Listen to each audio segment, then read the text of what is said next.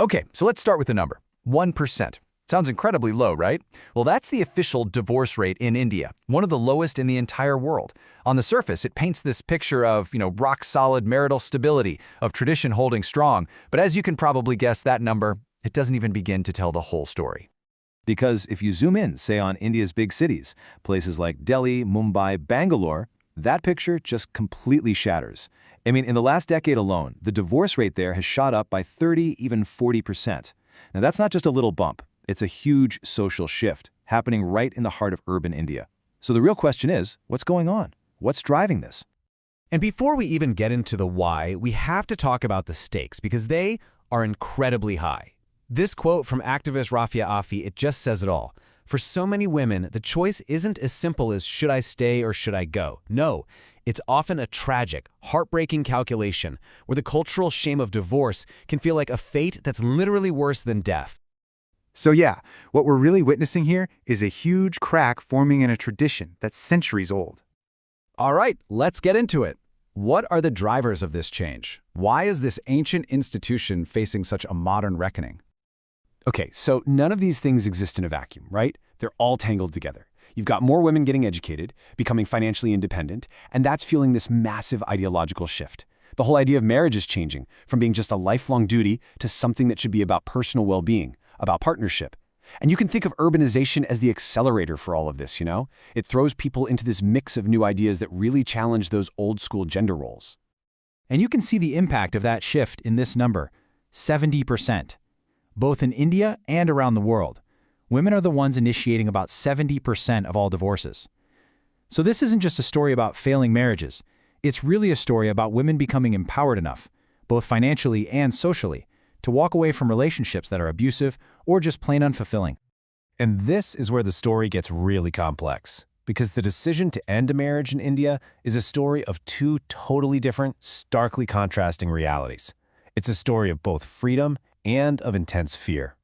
So on the freedom side, you have these amazing initiatives like the so-called divorce camps in Kerala, started by that same activist, Rafia Afif. Their whole mission is to completely reframe the narrative. They're building a support system that helps women see divorce not as this big failure, but as a fresh start, a new beginning. But then you have to turn the coin over and confront the fear side. And this number, it's just horrific. This is the number of reported dowry deaths in India in just 1 year. We're talking about cases where a woman is killed, often burned alive, because her family couldn't meet the dowry demands from her husband's family. It's an absolutely brutal reminder of the sheer violence that can be lurking behind these disputes. And get this, researchers did something pretty amazing. They used computer analysis to sift through thousands of divorce court records. And they found this really clear linguistic pattern. Whenever the word dowry popped up, it was almost always surrounded by words like harassed, torturing, beatings, demand. I mean, it's just stark digital proof of how central these dowry disputes are to marital cruelty. And, this isn't a problem that's spread out evenly across the country. Just look at these maps. On the left, you see the states where dowry gets mentioned a lot in divorce cases. The darker the blue, the more frequent it is. And on the right, you see where cases of marital cruelty are highest. That's the darker red. See that overlap? It's pretty clear, especially in states like Bihar and Telangana. It really suggests a powerful link between the two. Okay, so this brings us to a really important idea from some recent research. It's called dowry autonomy. And the whole concept is this. It's not just about whether a dowry was paid. The real question is, who controls it? Does the woman actually have any say over how those assets are used? Can she access them herself?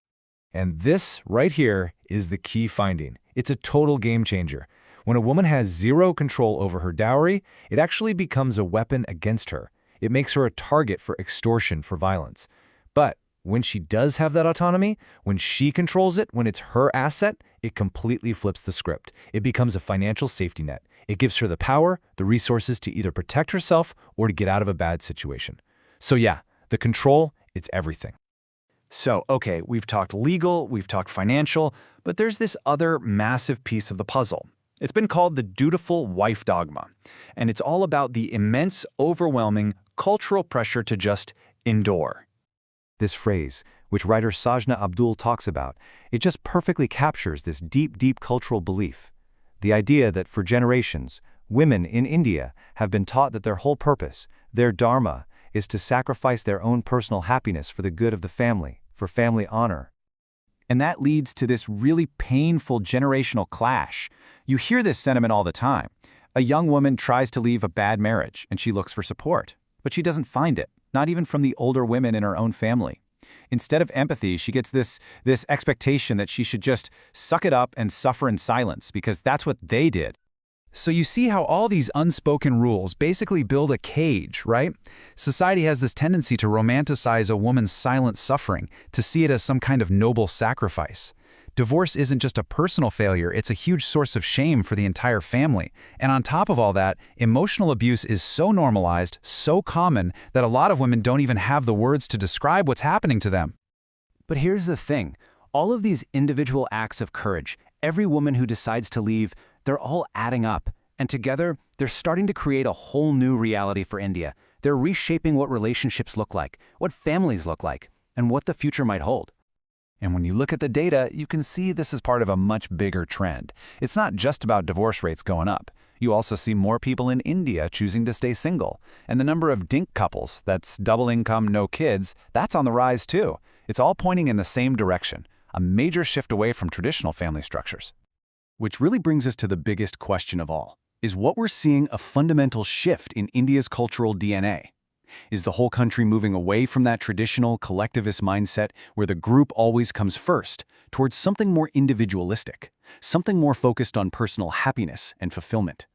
But hold on, it's so important to add a layer of context here, because this change isn't happening everywhere all at once.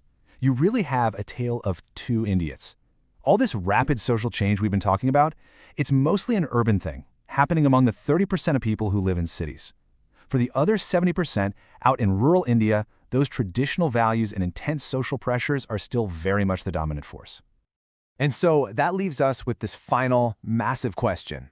As millions and millions of people in the world's most populous country start to redefine their most personal relationships, what kind of society is going to emerge from all this? The truth is, nobody knows. The answer is still being written right now.